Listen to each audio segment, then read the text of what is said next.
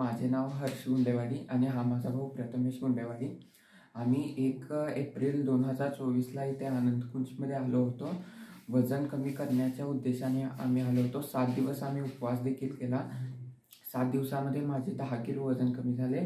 माझे 7 किलो वजन कमी झाले। इथं आल्यापासून आम्हाला खूप काही शिकायला मिळाले व पूर्ण शरीराची शुद्धता आली।